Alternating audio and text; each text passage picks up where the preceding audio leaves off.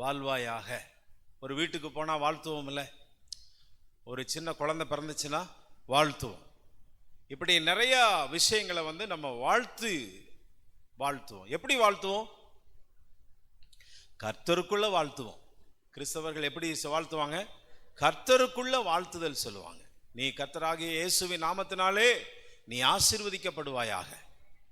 ஆமென். ஏன்னா இயேசுவிடத்துல இருந்து தான் ஆசீர்வாதமே இருக்கிறது. ஆமென். சரி, ஒரு அரசனாய் இருந்தாலும் அவனுக்கும் வேதம் ஒரு பட்டியல் இட்டு இருக்கிறது. நீ இப்படித்தான் தேசத்துல ஆளுகை செய்யணும். புரியுதா உங்களுக்கு? ஒரு ராஜாவாக இருந்தாலும் தேசத்துல, இஸ்ரவேலிலே யாராவது ராஜா நான் உனக்கு கொடுக்க போகிற தேசத்துல இஸ்ரவேல் மக்களுக்கு சொல்றாரு, நீ ராஜாவாக ஏற்படுத்தக்கூடிய விரும்பினால் நான் தான் உனக்கு எல்லாம், ஆனாலும் நீ ராஜாவாக ஏற்படுத்தினா அவன் இந்த பிரகாரமாகத்தான் தேசத்தை ஆளுகை செய்யணும், தேசத்தை இந்த பிரகாரமாகத்தான் மக்களை ஆளுகை செய்து நடத்தணும், என் பிரமாணமே அவன் கையில் இருக்கணும், இதன் பிரகாரம் நான் என்ன சொல்லி வச்சிருக்கிறேனோ அதைத்தான் அவன் என்ன செய்யணும், அவன் வாசித்து செயல்படணும். என்னென்ன அப்படின்னு சொல்லி பார்ப்போமா? என்னென்னு பார்த்துருவோமா? ஒரு அரசாட்சியில் எப்படி இருக்கணும், ஒரு ராஜாவாக இருந்தா எப்படி இருக்கணும் எடுப்போமா? வாசிங்க. 14வது வசனம். உன் தேவனாகிய கர்த்தர் உனக்கு கொடுக்கும் தேசத்தில் நீ போய் சேர்ந்து அதை சுதந்தரித்துக் கொண்டு அதில் குடியேறிய பின் நீ என்னை சுற்றிலும் இருக்கிற சகல ஜாதிகளையும் போல நானும் எனக்கு ஒரு ராஜாவை ஏற்படுத்த வேண்டும் என்பாயாகில் உன் தேவனாகிய கர்த்தர் தெரிந்து கொள்பவனையே. இங்க பாருங்க, முதலாவது ஒரு ராஜா தேசத்துல தெரிந்து கொண்டால் எங்கிருந்து வரணும்? உன் தேவனாகிய கர்த்தர் யாரை தெரிந்து கொள்கிறாரோ அவன்தான் ராஜாவா இருக்கணும். ஃபர்ஸ்ட். அடுத்து, உன் தேவனாகிய கர்த்தர் தெரிந்து கொள்பவனையே உனக்கு ராஜாவாக வைக்க கடவாய். உன் சகோதரனுக்குள் இருக்கிற ஒருவனையே 12 கோத்திரத்துக்கு உள்ளதான் இருக்கணும். கவனிங்க, அந்த ராஜா எப்படிப்பட்டவரா இருக்கணும் சொல்லுங்க? 12 கோத்திரத்துக்கு உள்ளதான் இருக்கணும். வேற பிரஜாதி மார்க்கத்தை, ஒரு விக்கிரக வழிபாடுகளை செய்யக்கூடிய ஒரு நபரோ தம்முடைய தேசத்துல ராஜாவாக என்ன செய்யக்கூடாது, வைக்க கூடாது அப்படின்னு ஆண்டவருடைய கட்டளை. ஆகினால 12 கோத்திரத்துல யாராவது ஒரு கோத்திரமா இருக்கணும், அவன் தான் ராஜாவா இருக்கணும். அடுத்து, உன் சகோதரன் அல்லாத அந்நியனை, உன் 12 கோத்திரத்தில் உள்ள உன் சகோதரன் அல்லாத அந்நியன் அப்படிங்கிற விக்கிரக வழிபாடுகளை செய்கிற எவனோ ராஜாவாக ஏற்படுத்தக்கூடாது. அவன் அநேக குதிரைகளை, கவனிங்க, அடுத்த நிபந்தனை என்ன? இந்த ராஜா அநேக குதிரைகளை என்ன செய்யக்கூடாது, சம்பாதியாமலும். இங்க பாருங்க எல்லாரும் கவனிங்க, குதிரைகளை சம்பாத்தியம் பண்ணக்கூடாது. ராஜாக்கள் வந்துட்டா, அரசாட்சிக்கு வந்துட்டா எதுக்கு குதிரைகளை வாங்குவாங்கன்னு நினைச்சீங்க? யுத்தம் செய்வதற்கு போர்க்குதிரை. அடுத்து, தேசத்திற்கு சில முக்கியமான அந்த சோல்ஜர்ஸ் போகிறதற்கு, அடுத்து ராஜாக்கள் போறதுக்கு, அந்த வண்டி இழுப்பதற்கு போன்ற நிறைய காரியங்களுக்கு பயன்படுத்துவாங்கன்னு வச்சுக்கோங்களேன். ஆனால் ஆண்டவர் சொல்றாரு, குதிரைகளை நிறைய என்ன செய்யக்கூடாது, சம்பாத்தியம் பண்ணக்கூடாது. அடுத்து, அநேக குதிரைகளை தனக்கு சம்பாதிக்கும்படிக்கு ஜனங்களை திரும்ப எகிப்திற்கு போக பண்ணாமலும் இருக்க கடவன். அப்படின்னா என்னன்னா, நீ குதிரைகளை வாங்க சொல்வதனால திருப்பி எங்க போகணும், எகிப்துக்கு போக வேண்டிய சூழ்நிலை வரும். இனி அந்த வழியாய் நீங்கள் திரும்பி போக வேண்டாம் என்று கர்த்தர் உங்களுக்கு சொல்லி இருக்கிறாரே. எப்படி சொல்லி இருக்கிறாரா? இனி நீ திரும்பி போக கூடாது. இங்க பாருங்க, எல்லாரும் அந்த வசனத்தை சொல்லுங்க. இனி அந்த வழி எல்லாம் சொல்லுங்க, இந்த கடைசி வசனத்தை. நான் நீடித்து வாழ வேண்டும் சொல்லுங்க. என் குடும்பம் நீடித்து வாழ வேண்டும், என் பிள்ளைகள் நீடித்து வாழ வேண்டும், என் சபை நீடித்து வாழ வேண்டும், என்னை சார்ந்த யாவரும் நீடித்து வாழ வேண்டும். அதற்கு நான் செய்ய வேண்டியது என் தேவனுடைய கட்டளை கை கொண்டு நடப்பதே. அல்லேலூயா. ராஜாவா இருந்தாலும் என்னதான், தேவனுடைய கட்டளை தான். நீ ராஜாவா இருந்தாலும் எப்படித்தான் என் தேசத்துல இருக்க வேண்டும். அவன் இருதயம் பின்வாங்கி போகாதபடி. அடுத்து யாருடைய இருதயம் பின்வாங்கி போகாதபடி? ராஜாவுடைய இருதயம் பின்வாங்கி போகாதபடி அவன் அநேகம் ஸ்திரீகளை படைக்க வேண்டாம். இங்க பாருங்க, சுத்தி சுத்தி ராணிக தான். இங்கிட்டு பார்த்தா 1000 பேர், இங்கிட்டு பார்த்தா 1000, முன்னாடி 1000, பின்னாடி 1000. ஆண்டவர் சொல்றாரு, வேண்டாம் மகனே, வேண்டாம்.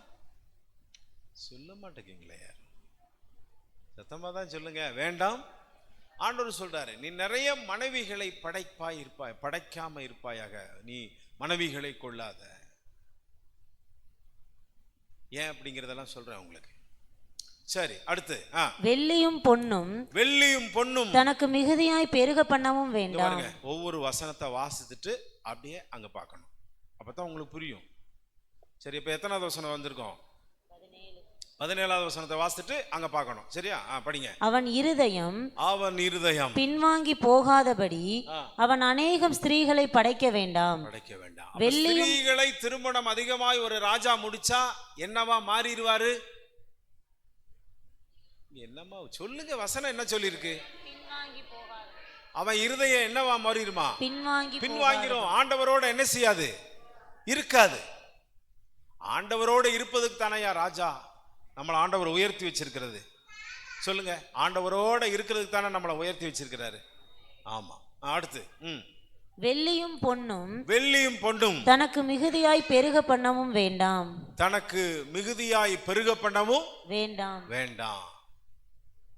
வெள்ளியும் பொண்ணும் ராஜா சேர்த்து வைக்க வேண்டாங்கிறார். ஆண்டவர் தான் சொல்றார்.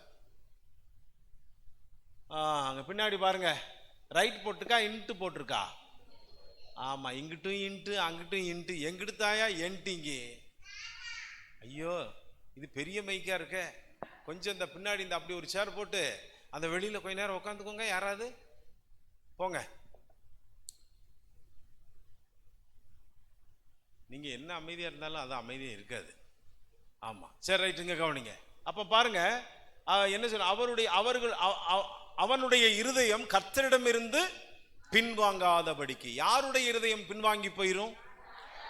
ஒண்ணு பொண்ணு வெளியே சேர்க்கிறதப்போ உன் ராஜ்யம் இல்லப்பா.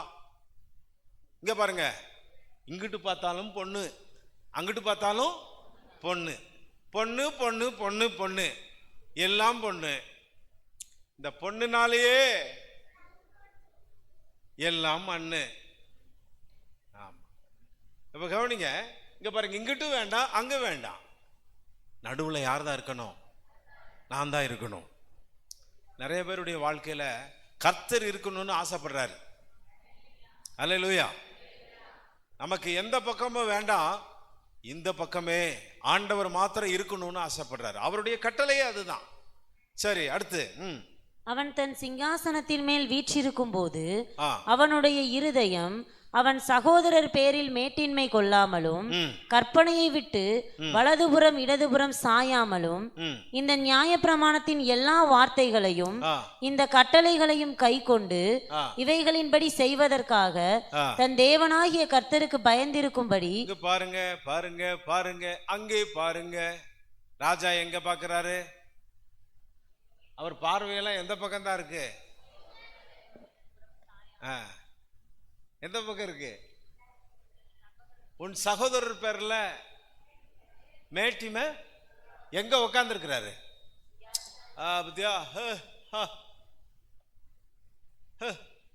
அப்படி ஜம்முன்னு உட்காந்துருக்காரு. இப்போ நான் சின்ன ஒரு உதாரணம் சொல்றேனே, திடீர்னு உங்களுக்கு ஒரு லக்கு அடிச்சிருச்சு. இப்போ கவர்மெண்ட்ல இருந்து வாங்க, இந்த தெருவில் உள்ள வார்டில் வாங்க அப்படின்னு வார்டு மெம்பர்கிட்ட கொடுத்துட்றாங்க அந்த பொறுப்பை. உங்கள் தெருவில் எல்லாரும் போயிடுறீங்க, இங்கே வாங்க, எதா கொடுக்காங்க, வாங்க போவோம் அப்படின்ட்டு. அப்போ உங்களில் யாராவது ஒருத்தரை என்ன பண்ணுறாங்கன்னா, இந்த பஞ்சாயத்தில் நீங்கள் தான் முக்கியமான ஒரு பொறுப்பு அப்படின்னு சொல்லிட்டு ஒரு பொறுப்பை கொடுத்துட்டு எல்லா பொருளும், அதாவது தங்கம் பொண்ணு வெள்ளி வசூல் பண்ணுற காசு எல்லாமே உங்களை பொறுப்பாக நியமிச்சுட்டு போயிடுறாங்க. நீங்கள் தான் இதில் பொறுப்பு அப்படின்ன உடனே நீங்கள் அன்னையிலேருந்து உங்கள் வாழ்க்கை என்னவா மாறிடும்?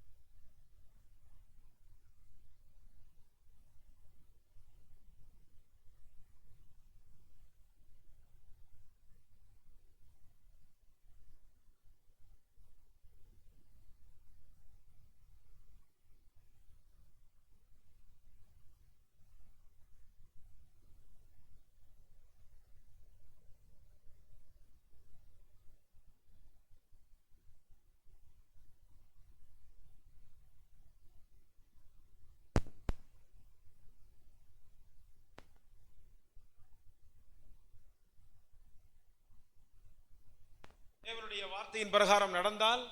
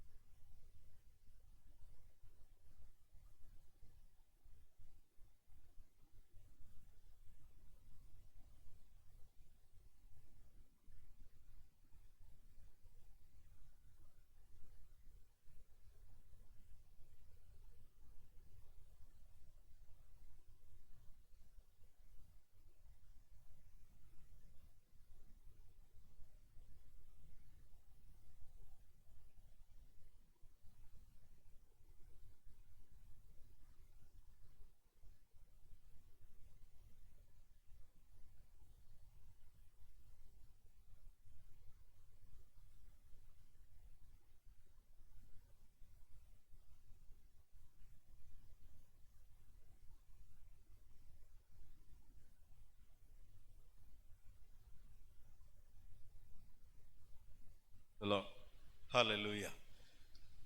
இப்ப வாசிங்க 14 இருந்து வாசிங்க. உன் தேவனாகிய கர்த்தர் 17ஆம் அதிகாரம் 14 இருந்து வாசிங்க. உன் தேவனாகிய கர்த்தர் உனக்கு கொடுக்கும் தேசத்தில் நீ போய் சேர்ந்து அதை சுதந்தரித்துக் கொண்டு அதில் குடியேறின பின் நீ என்னை சுற்றிலும் இருக்கிற சகல ஜாதிகளையும் போல நானும் எனக்கு ஒரு ராஜாவை ஏற்படுத்த வேண்டும் என்பாயானால் உன் தேவனாகிய கர்த்தர் தெரிந்து கொள்பவனையே உனக்கு ராஜாவாக வைக்க கடவாய். உன் சகோதரருக்குள் இருக்கிற ஒருவனையே உன்மேல் ராஜாவாக ஏற்படுத்த கடவாய். உன் சகோதரன் அல்லாத அந்நியனை ராஜாவாக ஏற்படுத்த கூடாது. அவன் அநேக குதிரைகளை சம்பாதியாமலும் அநேக குதிரைகளை தனக்கு சம்பாதிக்கும்படிக்கு ஜனங்களை திரும்ப எகிப்திற்கு போக பண்ணாமலும் இருக்க கடவன். இனி அந்த வழியாய் நீங்கள் திரும்பி போக வேண்டாம் என்று கர்த்தர் உங்களுக்கு சொல்லி இருக்கிறாரே. எல்லாரும் சொல்லுங்க, கர்த்தர் உங்களுக்கு சொல்லி இருக்கிறாரே. எங்க சொல்லி இருக்கிறாரே? தேவனுடைய வார்த்தையில். இப்ப சொல்லுங்க, நீ ராஜாவா இருந்தாலும் தேவன் சொல்லி இருக்கிற பிரகாரம் தான் நீ ராஜ்ய ஆளுகை செய்யும். ஆண்டோடைய வார்த்தை சிறியோருக்கும் எளியோருக்கும் மாத்திரமல்ல, ராஜாவினுடைய கையிலும் வேதம் வேண்டும். அடுத்து அவன் இருதயம் பின்வாங்கி போகாதபடி அவன் அநேகம் ஸ்திரீகளை படைக்க வேண்டாம். வெள்ளியும் பொன்னும் தனக்கு மிகுதியாய் பெருக பண்ணவும் வேண்டாம். அவன் தன் சிங்காசனத்தின் மேல் வீற்றிருக்கும் போது அவனுடைய இருதயம் அவன் சகோதரர் பேரில் மேட்டிமை கொள்ளாமலும் கற்பனையை விட்டு வலதுபுறம் இடதுபுறம் சாயாமலும் இந்த நியாயப்பிரமாணத்தின் எல்லா வார்த்தைகளையும் இந்த கட்டளைகளையும் கைக்கொண்டு இவைகளின்படி செய்வதற்காக தன் தேவனாகிய கர்த்தருக்கு பயந்திருக்கும்படி கற்றுக்கொள்ளும் பொருட்டு அவன் லேவியராகிய ஆசாரியரிடத்தில் இருக்கிற நியாயப்பிரமாண நூலை பார்த்து தனக்காக ஒரு பிரதியை எழுதி தன்னிடத்தில் வைத்து கொண்டு தன் ஜீவனுள்ள நாளெல்லாம் அதை வாசிக்க கடவன். பாருங்க, அவன் ஜீவனுள்ள நாளெல்லாம் வாசிக்கணும். அதுல கையில வாங்கணும். ஆசாரியன்ட்ட வாங்கி இங்க பாருங்க, ஞாயிற்றுக்கிழமை நீங்க வந்தீங்கன்னா தான் ஆசாரியன்ட்ட இருந்து தேவனுடைய வார்த்தையை நம்ம என்ன செய்ய முடியும்? சொல்லுங்க. ஆசாரியன்ட்ட இருந்து தேவனுடைய வார்த்தையை பெற்றுக்கொள்ள முடியும். ஆசாரியன்ட்ட தான் என்ன இருக்கு? வேத புஸ்தகத்தை. இதை உங்களால வாங்கணும் அப்படின்னா ஆவிக்குரிய சத்தியங்களையும் வெளிப்பாடுகளையும் உங்களுக்கான தேவைகளை எல்லாவற்றிலையும் வேதம் உங்கள் கையில இருந்தாலும் இதை வெளிப்படுத்தி சொல்வதற்கு பரிசுத்த ஆவியானவர் அந்த லேவியன்றிருந்து தான் உங்கள்கிட்ட வரணும். அதுக்கு தான் நீ ராஜாவா இருந்தாலும் நீ தேவனுடைய ஆலயத்தில் வந்து சத்தியத்தை கேட்கணும். சொல்லுங்க, சத்தமா சொல்லுங்க. நீ யாரா இருந்தாலும் இருந்துட்டு போ, ஆனா உன் கையில ஃபார்முலா சர்ச்சில் பைபிள் இருக்கணும். அதை லேவியன்ட்டு இருந்து வாங்கணும். சபையில நீங்க இங்க வாங்காம ஒரு ஊழியக்காரன் இருந்து சத்தியம் கேட்காம தேவன் பயன்படுத்தும் பொழுது, தேவன் பேசும்போது, தம்முடைய ஊழியக்காரத்துல இருந்து பேசினால்தான் நம்ம வந்து அதுல நிலைச்சு நிற்க முடியும். அதுலதான் ஆவியானவர் பேசுவார். கொஞ்சம் கொஞ்சம் வெளியில உட்கார வச்சுக்கோங்கம்மா. வெளியில உட்கார, நீங்க அந்த சேர் எடுத்துட்டு போய் வெளியில போய் உட்காருங்க. அதனால கவனிங்க, இதுதான் நிபந்தனை. ஏன்னா கடைசியில் பைபிள் சொல்லுது, உன் வாழ்நாட்கள் நீடித்திருக்கும் படிக்கும். சத்தமா சொல்லுங்க, வாழ்நாட்கள். உன் பிள்ளைகள் நீடித்திருந்து வாழ, உன் குடும்பம் நீடித்து வாழ்வதற்கு இந்த வேதந்தாயா உனக்கு ஆதாரம். தேவனுடைய வார்த்தை தான் உனக்கு ஆதாரம். வாசிக்கணும். அது சும்மா வாசிக்கல. எப்போ வாசிக்க? நீ உயிரோடு இருக்கிற வரைக்கும் நீ என்ன செய்யணும்? ஜீவனுள்ள நாளெல்லாம் நீ இதை என்ன செய்யணும்? வாசிக்க வேண்டும், வாசிக்க வேண்டும், வாசிக்க வேண்டும். இப்போ இப்படியெல்லாம் பிரமாணங்கள் இருக்கு. ரோமர் 1ஆம் அதிகாரம், ரோமர் 1ஆம் அதிகாரம்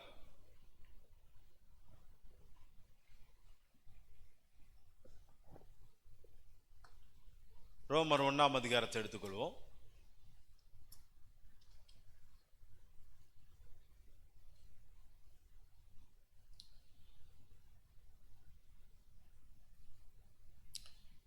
எடுத்து வாசிப்போம். அதுல 16 இருந்து வாசிங்க. கிறிஸ்துவின் சுவிசேஷத்தை குறித்து நான் வெட்கப்படேன்.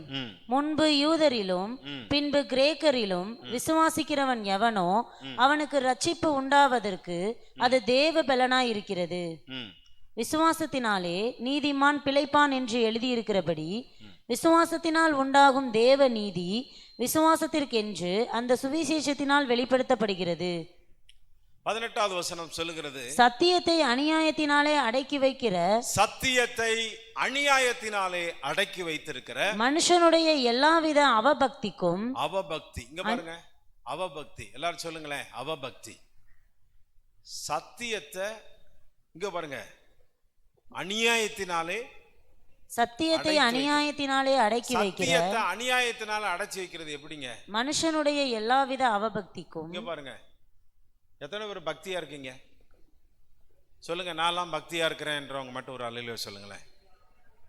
என்ன யாருமே பக்தி இல்லையா?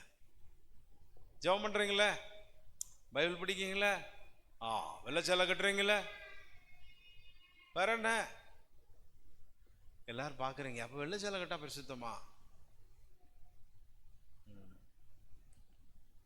நல்லா கவனிங்க, சத்தியத்தை இங்க பாருங்க. நம்ம அங்க படிச்சோம், நீ ராஜாவா இருந்தாலும் நீ அதை லேவியன்ட்ட வாங்கி தான் ஆகணும். அதை நீ உன் ஜீவனுள்ள நாட்களெல்லாம் அதை என்னதான் செய்யணும்? படிக்கணும், வாசிக்கணும். அப்போ இது வாசிக்க வாசிக்க உன் தலைமுறை ராஜ்ய வாரத்தில் ஸ்திரப்படும். உன் பிள்ளைகளின் பிள்ளைகளுடைய அந்த நீடித்த வாழ்க்கை உனக்கு கிடைக்கும். எல்லா பிரதிபலனும் எதுல இருந்து வருது? சத்தியத்தில். சொல்லுங்க, சத்தியத்திலிருந்து. தேவனுடைய வசனம் தான் சத்தியம். இப்ப பாருங்க, சத்தியத்தை கேட்கிறோம், ஆனா அடக்கி வைக்கிறவங்க யாரு? இது என்ன? சத்தியத்தை கேட்கிறோம், அடக்குறோம், அடக்குமுறை. சத்தியத்தை அடக்கிறது இது என்ன? மதுரையில காளையை அடக்கிடலாம், யாரை வேணாலும் அடக்கிடலாம். ஆனா இங்க பைபிள் சொல்லுது, சத்தியத்தை அடைச்சி வச்சிருக்கீங்க. எப்படி தெரியுமா? சத்தியத்தை மட்டும் நீங்க பேசி சத்தியத்துல நடக்கிறதா இருந்தா அது ஓப்பன் தான். ஆனா அநியாயம்னு சொல்லி ஒண்ணு உள்ள வந்துருச்சுன்னா, சத்தியத்து உள்ள இருக்கு, இந்த சத்தியத்தை நிலைச்சிருக்க செய்யாம அநியாயம்னு ஒண்ணு ஒரு காரியம் உள்ள வருது. அது உள்ள வந்த உடனே இந்த சத்தியத்தை எல்லாம் என்ன செய்யுது? ஒதுக்கி வச்சுட்டு அநியாயம் நிறைஞ்சு போகுது உள்ள.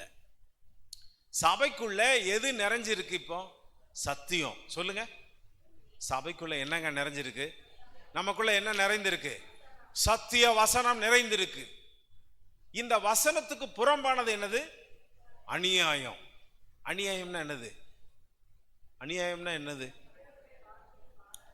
சரி, ஏதாவது ஒரு உதாரணம் சொல்லுங்க. உதாரணம் சொல்லுங்க. என்ன உதாரணம் சொல்லவா? சரி, இப்போ 1 கிலோ தக்காளி நிற்கிறாரு ஒரு தராசில். ஒருத்தர் நிறுத்த உடனே நமக்கு காமிக்கிறது 1 கிலோ, அவர் படி காமிக்கிறது 1 கிலோ. அதில் எக்ஸ்ட்ரஸா ஏதோ ஒன்று சேர்ந்து, புரியுதா உங்களுக்கு? இந்த சைடு இருந்துருச்சுன்னா, தக்காளி இருக்கிற பகுதியில் வெயிட் அதிகமாக இருந்துருச்சுன்னா யாருக்கு நஷ்டம்? யாருக்கு நஷ்டம்? அந்த நிறைக்கல் சரியான அளவில் இருக்கணும். புரியுதா உங்களுக்கு? அதில் நீங்கள் இப்படி நிற்கும்போது ஒன்று போல தெரியும். நமக்கு 1 கிலோவுக்கு அதில் கம்மியாக நமக்கு கிடைக்கும் அப்படின்னா அதுக்கு பேர் என்ன பேர்? அநியாயம். இப்போ சத்தியத்தை நம்ம கேட்கிறோம். அதான் சொன்னேன், ராஜாவா இருந்தாலும் அவன் கையில அவன் கண்ணை விட்டு, அவன் கையை விட்டு, அவன் இமைய விட்டு, அவன் இருதயத்தை விட்டு பிரியாம இருக்கணும். தேவ கட்டளை. ஆனால் பைபிள் இன்னைக்கு நமக்கு போதிக்கிற தேவனுடைய வார்த்தை என்னன்னா, அநியாயம், சத்தியத்தை அநியாயத்தினாலே அடக்கி வைக்கிற மனுஷனுடைய எல்லா விதமான அவபக்திக்கும் அநியாயத்துக்கும் விரோதமாய் தேவ கோபம் வானத்திலிருந்து என்ன செய்கிறது? வெளிப்படுத்தப்பட்டிருக்கிறது. இப்ப சபைக்குள்ள நம்ம எல்லாருமே சத்தியத்தை கேட்கிறோம், வசனத்தை கேட்கிறோம். இப்படித்தாமா நீ நடக்கணும், இப்படித்தாயா நீ இருக்கணும். ஆனா இப்ப அநியாயம் உள்ள நுழைய விடுறோம். எத்தனை பேர் நான் நுழைய விடலை அப்படின்றீங்க? நான் எனக்குள்ள அநியாயம் இல்லப்பா அப்படின்றவங்க மட்டும் நல்ல சொல்லுங்க. அருள்பிரதர் 3ஆம் வானம் வரைக்கும் போயிட்டாரு. ஆமேன். அவரை ஒரு அப்போஸ்தலனாகிய பவுல். ஆமேன். பிரைஸ் எல்லாம். நிறைய பேர் 3ஆம் வானம் வரைக்கும் போயிட்டீங்க. போயிட்டு நீங்க வந்துடணும் எப்படியாது. ஆனாலும் நீங்க வந்துடணும். ஏன்னா நான் பதில் சொல்ல முடியாது. ஏன் நான் சர்ச்சைக்கு தானே அனுப்பிச்சு விட்டேன். திடீர்னு அவர் காணப்படாமல் போய், சில பேர் சபையில திடீர்னு எடுத்துக்கொள்ளப்பட்டுருவாங்க, திடீர்னு காணப்படாமல் போயிடுவாங்க. சில பேர் இங்கேயே தான் இருப்போம். 100 வருஷம் ஆனாலும் நான் இங்கேயே தான் இருப்பேன். அல்லேலூயா. எதுக்கு என்ன சொல்ல வாராருன்னே தெரியலையே அப்படின்னு நினைப்போம். சொல்லுங்க, சத்தியத்தை அநியாயத்தினால என்ன செய்யக்கூடாது? ஒன்று ஒன்றா பார்ப்போமா? போடுங்கப்பா அந்த படத்தை. சீக்கிரம்பா வாசிங்க. சத்தியத்தை அநியாயத்தினால 18வது. சத்தியத்தை அநியாயத்தினாலே அடக்கி வைக்கிற மனுஷனுடைய எல்லாவித அவபக்திக்கும். அடுத்து 19. தேவனை குறித்து அறியப்படுவது, தேவனை குறித்து அறியப்படுவது அவர்களுக்குள்ளே வெளிப்பட்டிருக்கிறது. தேவனே அதை அவர்களுக்கு வெளிப்படுத்தி இருக்கிறார். சரி, என்னது? எப்படி என்றால், காணப்படாதவைகளாகிய அவருடைய நித்திய வல்லமை, தேவத்துவம் என்பவைகள் உண்டாக்கப்பட்டிருக்கிறவைகளினாலேயே உலகம் உண்டானது முதற்கொண்டு தெளிவாய் காணப்படும். ஆதலால் அவர்கள் போக்கு சொல்ல இடமில்லை. அவர்கள் தேவனை அறிந்தும் அவரை தேவனென்று மகிமைப்படுத்தாமலும். இங்க பாருங்க, என்ன எத்தனை பேருக்கு ஆண்டவர் தெரியும்? இயேசு சாமியை பற்றி தெரியும்? பிதாவாகிய தேவனை பற்றி எத்தனை பேருக்கு தெரியும்? பரிசுத்த ஆவியானவரை பற்றி தெரியும்ல? நம்ம காலையில் எந்திரிச்சிக்கணும், ஜெபிக்கணும், நம்ம குடும்ப ஜெபம் பண்ணணும், இது எல்லாமே தெரியுமா தெரியாதா? தெரியுமா? சரி. நம்ம அநியாயம் செய்யக்கூடாது, நம்ம தப்பு பண்ணக்கூடாது, நம்ம ஆண்டவருக்கு விரோதமா தாவீதே சொல்றாருல, ஆண்டவரே நான் செஞ்சிற தவறு யாரை பாதிக்கி? உங்களை பாதிக்கி. அதனால உமக்கு விரோதமாய் நான் பரத்துக்கு விரோதமாகவும் நான் என்ன செஞ்சேன்? பாவம் செஞ்சேன் அப்படிங்கிறாரு. அப்போ பாவம் நீதிக்கு புறம்பானது. கவனிங்க, இது ஒரு அநியாயம்னு வச்சுக்கோங்களேன். இது ஒண்ணா உள்ள நுழையுது. இப்போ நமக்குள்ள அவபக்தி, சத்தியம் இருக்கு, அவபக்தியா மாறிடுறோம், கொஞ்சம் பின்மாற்றத்தில் அடையிறோம். அப்படி மாறின உடனே தேவ கோபம் எழும்புது. சில நேரங்களில் பார்த்தீங்க அப்படின்னா இந்த வார்த்தையினால வாசிக்கிறோம், தேவனை குறித்து அறியப்படுவது அவர்களுக்குள்ளே வெளிப்பட்டிருக்கிறது, தேவனே அதை அவர்களுக்கு வெளிப்படுத்தியும் இருக்கிறார். எப்படி என்றால் காணப்படாதவைகளாகிய அவருடைய நித்திய வல்லமை. 21வது வசனம், அவர்கள் தேவனை அறிந்தும். இங்க பாருங்க, எல்லாரும் தேவன் என்று அறிந்தும் அவரை தேவனென்று மகிமைப்படுத்தாமலும் சோத்தரியாமலும் இருந்து தங்கள் சிந்தனைகளினாலே வீணரானார்கள். உணர்வில்லாத அவர்களுடைய இருதயம் எல்லாம் என்னதான்? இருளடைந்தது. இங்க பாருங்க, உணர்வு இல்லைனாலே அது என்ன கேடு? முறைகேடு. உங்களுக்குள்ள சத்தியத்தை உணர்த்து உணர்வு இல்லைன்னா, நம்ம சத்தியத்துல தான் நடக்கணும் அப்படிங்கிற அந்த உணர்வு இல்லைன்னா, அந்த உணர்வுக்கு மாறா நீங்க செயல்படுறீங்கன்னா கண்டிப்பா அது என்னது? சொல்லுங்க, அநியாயம். சொல்லுங்க, அநியாயம். சடங்கு வீட்டுக்கு போவது அநியாயமா நீதியா? என்ன ஒண்ணுமே புரிய மாட்டேக்கு. நீங்கள் ஒரு ஓய்வு நாளில் நீங்கள் ஒரு ஆராதனைக்கு கண்டிப்பா நீங்க போய் ஆகணும். ஆமாவா இல்லையா? சொல்லுங்க. அது 6 to 7, 8 to 10, 12, 13, 14, 15, 25 ஆராதனை. கண்டிப்பா ஒரு 2 மணி நேரம் ஒரு 3 மணி நேரமாவது நீங்க தேவ சமூகத்தில் என்ன செஞ்சிருக்கணும். சில பேர் இங்க பாருங்க, சில பேர் முக்கியமான இல்ல சொந்தக்காரங்க, நம்ம ஆண்டவரை விட்டுறக்கூடாது, அங்கேயும் விட்டுறக்கூடாது.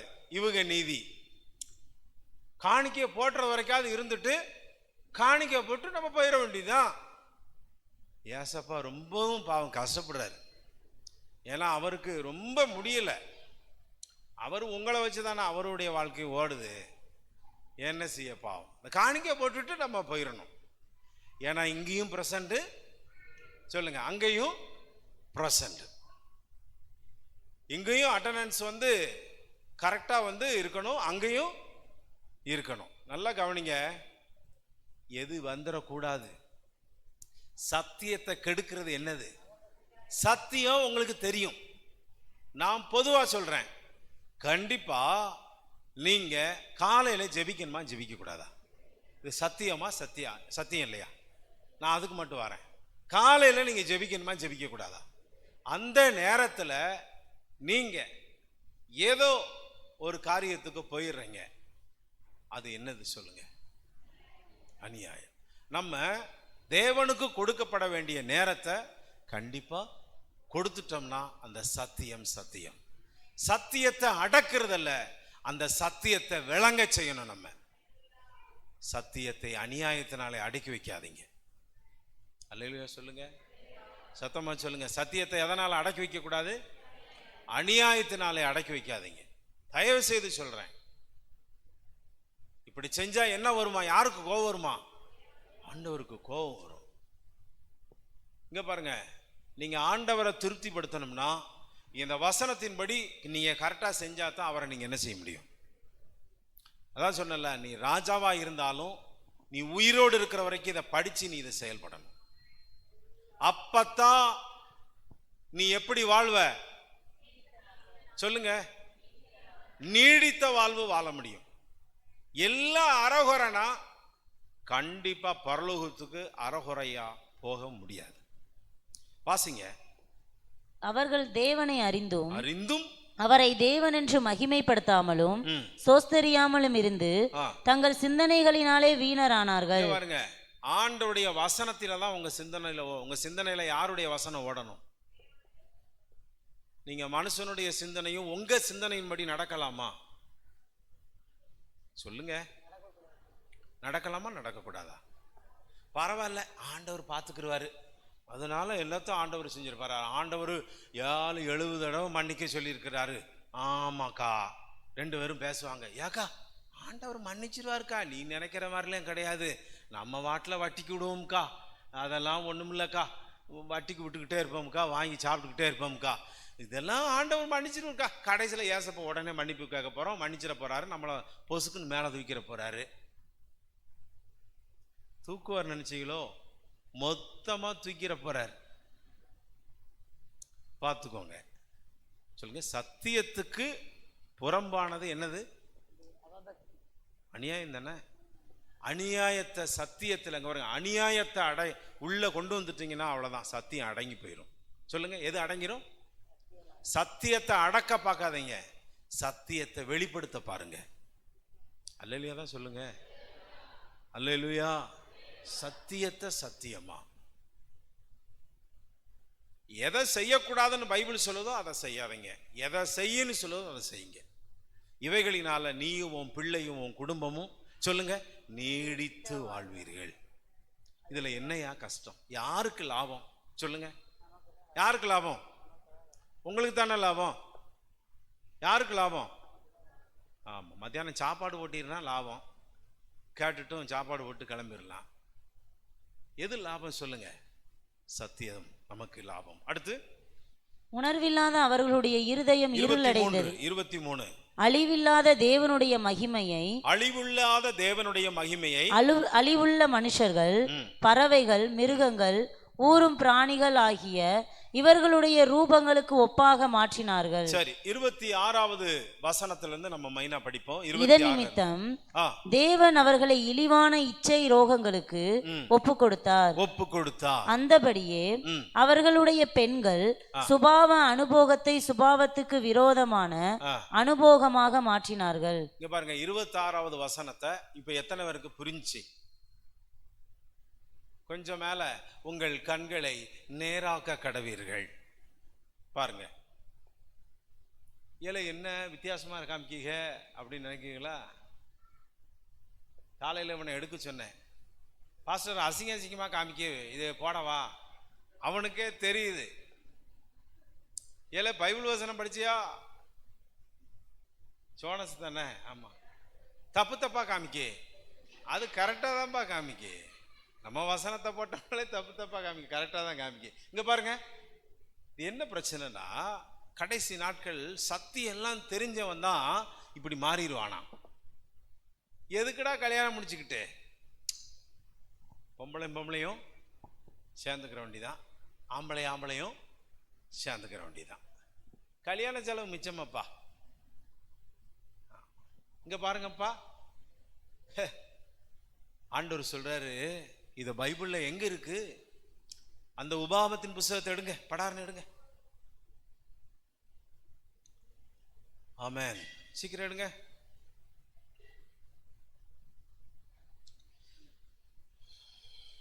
சீக்கிரம் எடுங்கப்பா.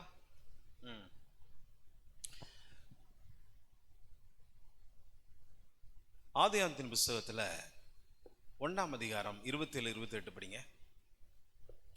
ஆதியாகமத்தின் புத்தகம் 1ஆம் அதிகாரம் 27, 28. தேவன் தம்முடைய சாயலாக மனுஷனை சிருஷ்டித்தார். அவனை தேவ சாயலாகவே சிருஷ்டித்தார். இங்க பாருங்க, மனுஷனை எப்படியா உண்டாக்குனாரு? தேவ சாயலாக. இங்க பாருங்க, அவன் எந்த சாயல்ல தான் பூமியில வாழணும்? தேவ சாயல்ல தான் இருக்கணும். அல்லேலூயா, சத்தமா சொல்லுங்க, அல்லேலூயா. அவன் தேவ சாயல்ல தான் இருக்கணும். சரி, அடுத்து 28.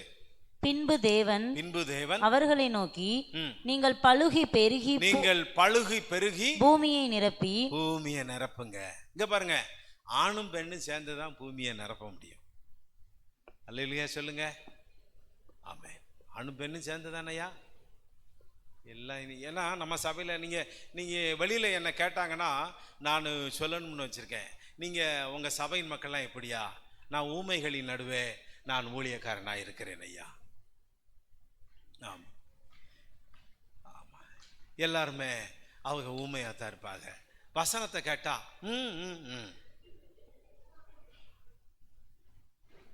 வசனத்தை கேட்டு ஏதாவது சொன்னோம்னா பக்கத்துல அவ சொன்னா நம்ம சொல்ல போறோம், இல்லைன்னா நம்ம சொல்ல போறதில்லை. அப்படித்தான் சொல்லணும். சரி, கவனிங்க. இப்ப பாருங்க, ஆணும் பெண்ணுமாக படைத்து ஆண்டவர் அவர்களை ஆசீர்வதித்து இயற்கையாகவே நீங்கள் என்ன செய்யணும்? அதாவது ஆண்டவர் என்ன பண்ணாரோ, ஒரு திருமணத்தை கர்த்தர் கட்டளையிட்டார். அல்லேலூயா சொல்லுங்க. இப்படித்தான் வாழணும் அப்படின்னு, அப்படித்தானே? சரி, ஆதியாகமத்தின் புத்தகம் 19ஆம் அதிகாரத்துல 4, 5, 6, 7, 8, 9 வாசிங்க. ஆதியாகமத்தின் புத்தகம் 19ஆம் அதிகாரம். சீக்கிரமா. லோத்தை கூப்பிட்டு, இந்த ராத்திரி உன்னிடத்தில் வந்த மனுஷர் எங்கே? நாங்கள் அவர்களை அறியும்படிக்கு அவர்களை எங்களிடத்தில் வெளியே கொண்டு வா என்றார்கள். அப்பொழுது லோத்து வாசலுக்கு வெளியே வந்து தனக்கு பின்னாலே கதவை பூட்டி அவர்களிடத்தில் போய், சகோதரரே, இந்த அக்கிரமம் செய்ய வேண்டாம். இதோ புருஷரை அறியாத 2 குமாரத்திகள் எனக்கு உண்டு. அவர்களை உங்களிடத்திற்கு வெளியே கொண்டு வருகிறேன். அவர்களுக்கு உங்கள் இஷ்டப்படி செய்யுங்கள். எல்லா ஜனங்களும் அந்த சோதோம் குமாரா பட்டணத்தில் இருக்கிறவங்க எல்லாருமே எப்படிப்பட்டவன் தான்? அங்க பாருங்க, மேல பாருங்க, பெண்ணும் பெண்ணும், ஆணும் ஆணும். அந்த அடுத்த வசனத்தை போடு. ஆணும் ஆணும், ஆணும் ஆணும் சம்யோகம் தவறு. பெண்ணும் பெண்ணும், இது ஆணும் ஆணும். பெண்ண காமி, இது பெண்ணும் பெண்ணும். இப்படித்தான் சோதோம் குமாரா பட்டணத்தில் இருந்தாங்க. அப்ப தூதர்கள் போன உடனே வீட்டுக்குள்ள பண்ண உடனே, இந்த வீட்டுக்குள்ள வந்தது யாரு? அவங்கள வெளியில விடு, அவங்களோட நாங்கள் தவறு பண்ணட்டோன்றாங்க. கேட்கவே கஷ்டமா இருக்கு. ஆனா அந்த பட்டணத்தை ஆண்டவர் என்ன செஞ்சாரு? எதனால அழிச்சாரு? அக்கினினால. இதே சுபாவம் சபைக்குள்ள அநியாயம் உள்ள வந்துருச்சுன்னா எது அடைபட்டு போகுது? சத்தியம். சத்தியம் பிரபலமாகும் போது, சத்தியத்தை பிரதிபலிக்கும் போது அநியாயம் வெளியில போயிடும். அநியாயத்துக்கு இடம் கொடுத்தோம்னா சத்தியத்தை என்ன செஞ்சிடும்? நெருக்கி போட வகையாயிரும். அப்ப ஆண்டவர் சொன்னாரு, எப்பா 19ஆம் அதிகாரத்தில் லோத்தினுடைய அந்த காலங்களில் சோதோம் கொமோரா பட்டணத்துல எனக்கு இது பிடிக்காத காரியத்தினால நான் என்ன செஞ்சிட்டேன்? இதைத்தான் ஆண்டவர் சொன்னாரு. யாருக்கு? ஆண்டவர் சொன்னார் லேவிய ராமத்தின் புஸ்தகத்துல இது ஒரு கட்டளையாகவே ஆண்டவர் கொடுத்தார். லேவிய ராமத்தின் புஸ்தகம் 20:13 வாசிங்க. லேவிய ராகமம் 20:13. ஒருவன் பெண்ணோடே சம்யோகம் பண்ணுகிறது போல ஆணோடே சம்யோகம் பண்ணினால் அருவருப்பான காரியம் செய்த அவ்விருவரும் கொலை செய்யப்பட கடவர்கள். இது எங்க பாருங்க, கொஞ்சம் எல்லாரும் கவனிங்க. எல்லாரும் கொஞ்சம் என்ன பாருங்க. இப்படி பெண்ணோடு பெண்ணோடு தப்பு செஞ்சா, ஆணோடு ஆணு அவலட்சணத்தை நடப்பினா, பழைய ஏற்பாட்டில் இப்படி ஒரு கிறிஸ்டியானிட்டியில இருந்தா அவங்கள பைபிள் என்ன செய்யணும்? கொலை செய்யப்பட கடவர்கள். கொலை செய்ய கடவுள். அவங்க கொலை செய்யப்பட கடவுள். வசனம் இருக்கா இல்லையா? சொல்லுங்க, வசனம் இருக்கா இல்லையா? சரி, இதுதான் இந்த கடைசி காலத்துல சத்தியத்தை விட்டு நிறைய சபையின் மக்களை, வாலிபர்களை இன்னைக்கு அநேக சேதப்படுத்தக்கூடிய காலம் இனிமேதான். இன்னைக்கு எங்க ஹாஸ்டல்ல படிக்க போனாலும் சரி, எந்த ஹாஸ்டல்ல இருக்கிற பாத்தீங்கன்னா அந்த ஹாஸ்டலுக்குள்ள இந்த கிரியை இருக்கும்.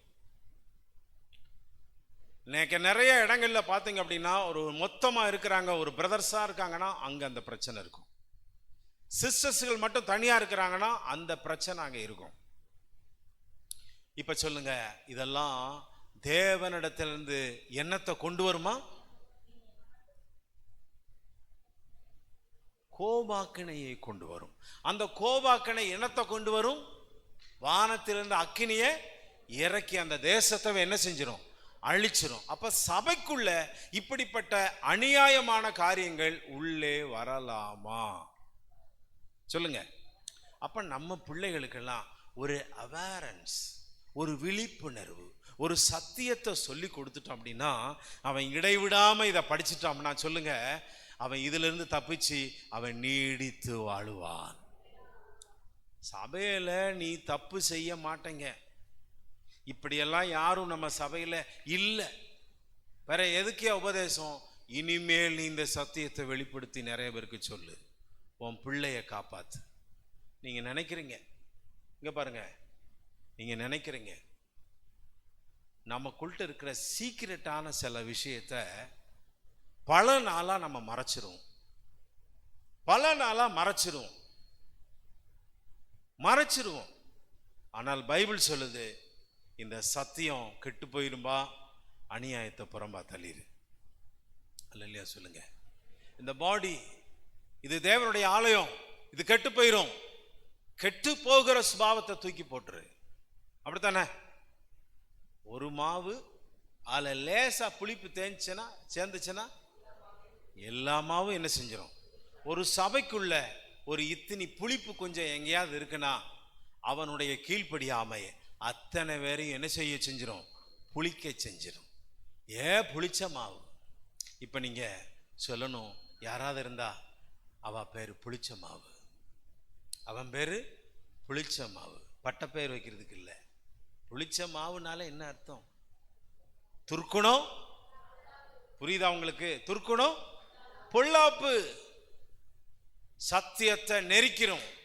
இப்ப கவனிங்க, இதுக்கு ஆண்டுடைய கட்டளையா தான் லேவிய ராமத்தின் புஸ்தகம் 20:13 வாசிங்க. ஒருவன் பெண்ணோடே சம்யோகம் பண்ணுகிறது போல, ஆணோடே சம்யோகம் பண்ணினால் என்னத்தை தான் பண்ணி தொலைப்பாங்களோ தெரியல, விடுங்க. அருவருப்பான காரியம் செய்த காரியங்களை செய்தார் அவ்விருவரும் கொலை செய்யப்பட கடவர்கள். கண்டிப்பா கொலை செஞ்சிடும். அவர்கள் இரத்தப்பழி, அவர்களுடைய இரத்தப்பழி அவர்கள் மேல் இருப்பதாக, அவங்க மேல இருப்பதாக. 20:13 வாசிட்டீங்களா? லேவியராம் 20:13. 20:15 வாசிங்க. லேவியராகமம் 20:15. ஒருவன் மிருகத்தோடே புணர்ந்தால், ஒருவன் மிருகத்தோடே தவறு செய்தால் அவன் கொலை செய்யப்பட கடவன். அவனும் கொலை செய்யப்படணும். அந்த மிருகத்தையும் கொல்ல கடவன். மிருகத்தையும் அந்த தேசத்துல கொன்று. ஒரு ஸ்திரீ யாதொரு மிருகத்தோடே சேர்ந்து சயனித்தால், மிருகத்தோடு தவறு பண்ணினார், அந்த ஸ்திரீயையும் அந்த மிருகத்தையும் கொல்ல கடவாய். ஒன்று கட்டளை. இந்த கட்டளையத்தான் இப்ப என்ன கட்டளையா மாறி போச்சு. இங்க பாருங்க, இங்க எல்லாரும் என்ன கவனிங்க. மிருகத்தோடு ஒரு மனிதர்கள் தவறு பண்ணா அவனுடைய மென்டாலிட்டி எப்படி இருக்குன்னு பார்த்துக்கோங்க. அடுத்து இது என்னவா மாறுதுன்னா, எப்படி மாறிடுச்சுன்னா, ஆணோடு ஆண் அவலட்சணம், பெண்ணோடு பெண் அவலட்சணம். இதெல்லாம் பழைய ஏற்பாட்டு பிரகாரம் பார்த்தா அவனை கூண்டோட என்ன செஞ்சிடணும், அழிச்சிடணும். நல்லா கவனிச்சுக்கோங்க. இதைத்தான் பவுல் சொல்லும் பொழுது எபேசியர்ல ஒரு வசனத்தை வாசிக்கிறோம். இல்ல 1 கொரிந்தியர் 6:9-10 வாசிங்க. 1 கொரிந்தியர் 6:9-10. அநியாயக்காரர் தேவனுடைய ராஜ்யத்தை சுதந்தரிப்பதில்லை என்று அறியீர்களா? தெரியுமா? இங்க பாருங்க, பரலோக ராஜ்யம் யாருக்கு? அநியாயக்காரர்களுக்கு. எல்லாரும் ஒரு அல்லேலூயா சொல்லுவோம்.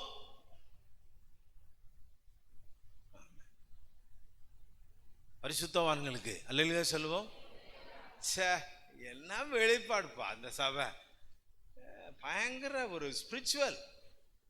ஓ பாப்பா பாப்பா பாப்பா பாப்பா பாப்பா பாப்பா பாப்பா. ஆமென். 1 கொரிந்தியர் 6:9.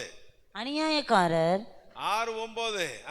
அநியாயக்காரர் இங்க பாருங்க, அநியாயக்காரர் தேவனுடைய ராஜ்யத்தை சுதந்தரிப்பதில்லை என்று. இந்த மாதிரி கேஸ் எல்லாம் எங்க வராது சொல்லுங்க. இந்த மாதிரி கேஸ் ஐட்டம் எல்லாம் தேவனுடைய ராஜ்யத்தை ஸ்டேஷன்ல சொல்லுவாங்க. இன்னைக்கு ஒரு கேஸ், அந்த கேஸ்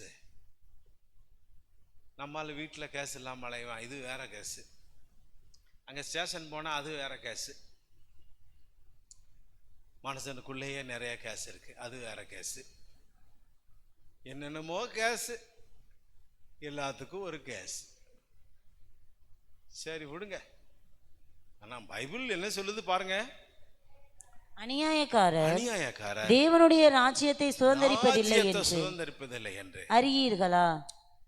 எப்பா நீ ஏணி வச்சாலும் எட்டிட்டு என்ன செய்ய முடியாது. இங்க பாருங்க, நம்மால நீ எத்தனை மாடி கட்டினாலும் அழகா அந்த மாடியில போயிடுவான். அப்படியா இல்லையா சொல்லுங்க? போயிடுவானா? போயிட மாட்டானா? ஆனா ஆண்டவர் அதுக்குத்தான் பூமியை தனியாவும், வானத்தை தனியாவும், பரலோகத்தை தனியாவும், செவ்வாய் கிரகத்தை தனியாவும், தனித்தனியா ஒரு பயனும் அங்க போக முடியாது. இதுல நீதியின் முகத்துல தரிசிக்கிற மனுஷன் தான் அவரை கண்டிப்பா அவர் என்ன பண்ணுவார் தெரியுமா? அங்கிருந்தே கையை வச்சு பிடிச்சு தூக்கிடுவார். சொல்லுங்க அல்லேலூயா. இப்ப சொல்லுங்க, இந்த வசனத்தை படிக்கும் போது 1:6-9 அநியாயக்காரர் தேவனுடைய ராஜ்யத்தை சுதந்தரிப்பதில்லை என்று அறியீர்களா? வஞ்சிக்கப்படாதிருங்கள். இங்க பாருங்க, எப்படி வஞ்சிக்கப்படாதிருங்கள். தயவு செய்து சொல்றேன், வஞ்சிக்கப்படாதிருங்கள். வேசி மார்க்கத்தாரும் விக்கிரக ஆராதனைக்காரரும் விபச்சாரக்காரரும் சுய புணர்ச்சிக்காரரும் ஆண் புணர்ச்சிக்காரரும், பாத்தீங்களா? ஆண் புணர்ச்சிக்காரரும் திருடரும் பொருளாசைக்காரரும் வெறியரும் உதாசீனப்படுத்துகிறவனும் கொள்ளைக்காரனும் தேவனுடைய ராஜ்யத்தை சுதந்தரிப்பதில்லை. அங்க பெரிய கதவு போட்டு பூட்டிருக்கு. இது எல்லாம் உன் மேல இருந்துச்சுன்னா அந்த கதவு என்ன செய்யாது? நான் சொல்றேன் திறக்குங்க. எத்தனை பேர் திறக்காதுன்றீங்க? திறக்குமா? திறக்காது. ஏன்னா அப்படியே வந்தாலும் நம்ம உள்ள விட மாட்டோம்ல. ஆமாவா இல்லையே சொல்லுங்க? நம்மளை பழிக்கு பழி வாங்கினாலே அவன் மனம் திரும்பி பின்னாடி நிற்பான். நம்ம சபையில உத்தமத்திலையும் உண்மைகளையும் பரிசுத்தத்திலையும் எதுலையும் விழாம கரெக்டா முன்னாடி நிற்போம். பின்னாடி நம்மளை பழி வாங்கினவன் ஒருத்தர் இருப்பான். எல்லாம் ஒரே லைன்ல நிற்போம். நம்ம திரும்பி பார்ப்போம், என்னடா இவா வந்து நிற்கா அப்படின்னு. இவா எந்த சர்ச்சுக்கு போறான், எங்க போய் மனம் திரும்பினா, எங்க போய் சத்தியத்தை கேட்டா, எங்க போய் வந்தா, எப்படி வந்தான்னு தெரியலையே. ஆண்டவர் சொல்றாரு, ஆயக்காரனும் பரிசேயனும் இங்க பாருங்க. எல்லாரும் என்ன நீங்க ஒண்ணுங்க, யாரும் மனம் திரும்புறாங்களோ வேசிகளும், அவன் மனம் திரும்பிட்டா அவன் இந்த லைனுக்கு வந்துடுவான். அல்லேலூயா. அதனால சபையில இப்போ ஆண்டவர் இன்னைக்கு என்னது, இன்னைக்கு 2026, 2030 ஏசப்பா வராருன்னா 29 வரைக்கும் நம்ம தப்பு செஞ்சுக்கிடுவோம். 30ஆவதுல நம்ம என்ன செஞ்சுக்கிறோம், அலாட் ஆகிக்கிறோம். அதுலேருந்து நம்ம எல்லாத்துலேயும் விடுபட்டுருவோம்னு நீங்கள் நினச்சிங்கன்னா அதுக்கு தான் ஆண்டவர் சொல்கிறார், இதோ நான் சீக்கிரமாய் வருகிறேன், எச்சரிக்கையாயிரு. நம்ம எல்லாம் இங்கே வருங்க ஏமாத்திட்டு போயிடலாம்னு நினைக்கும். அதுக்கு தான் ஆண்டவர் ரகசியத்தை, அவருடைய வருகையை எப்படி வச்சிருக்கிறாரு, இந்த நாளிகையில் வருவேன் என்று உனக்கு தெரியாது எனக்கு தெரியாது. ஏன் வச்சிருக்காரு தெரியுமா, நம்ம எப்போதும் ஒரு ஆயத்தமான நிலையில் அப்போ தான் இருக்க முடியும். அல்லேலூயா சொல்லுங்க, சத்தமாக தான் சொல்லுங்க. ஆமே. அப்போ இப்படிப்பட்டவர்கள் தேவனுடைய ராஜ்யம் பூட்டப்பட்டிருக்கு. அப்போ இப்படியே இருக்கலாமா, இருக்கக்கூடாது. அப்போ பழைய ஏற்பாடு கொல்லப்பட வேண்டியவனெல்லாம் இயேசு சிலுவையிலே அவனை மன்னித்து இனிமேல் அதை செய்யாத அப்படின்னு ஒரு கிரேஸை கொடுத்ததுதான் இந்த கிருபையின் காலம். சொல்லுங்க. அப்படியெல்லாம் இருந்தா நீங்க எல்லாருமே நம்ம சபையில நம்ம யாருமே என்ன செஞ்சிருக்க மாட்டோம், இருந்திருக்க மாட்டோம். இந்த இயேசு நம்ம வாழ்க்கையில இப்படியெல்லாம் இருந்த ஒரு கொலை தண்டனையை கர்த்தர் நமக்கு மாற்றி கொடுத்து நம்ம ஒரு ஸ்டாண்டர்டான ஒரு வாழ்க்கை, சத்தியத்தை சத்தியமா படி நடக்கிற பிள்ளைகளா நம்ம வாழ்வதற்கு தான் இந்த வார்த்தையை ஆண்டவர் இன்னைக்கு பிராமிஸ் பண்றாரு. நீ நீடித்து வாழ, நீ நீடித்து இருக்க நான் சொன்ன இந்த பிரமாணத்தை விட்டுறாது.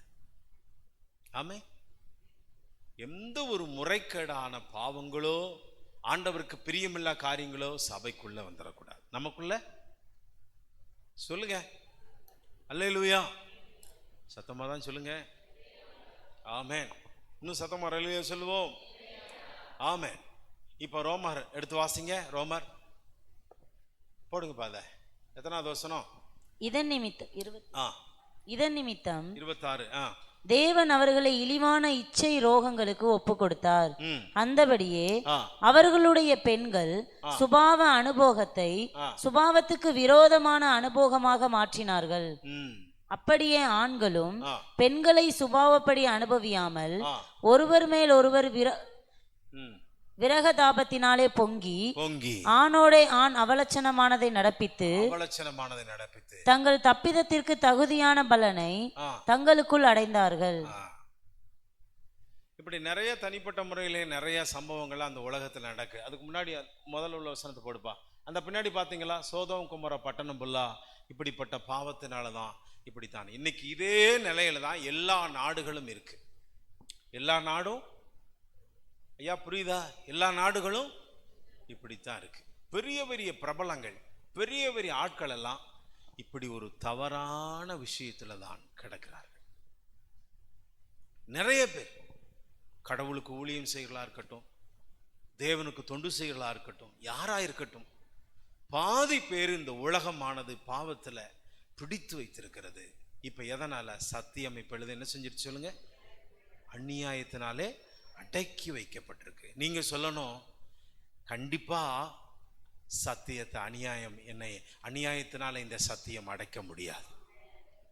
சொல்லுங்க. அநியாயம் ஆண்டவரே உமக்கு விரோதமாகவும் பரத்துக்கு விரோதமாகவும் இந்த சத்தியம் அநியாயத்தினாலே அடக்கி வைக்கப்படக்கூடாதுப்பா. அல்லேலூயா சொல்லுங்க. சத்தமா தான் சொல்லுங்களேன். அல்லேலூயா.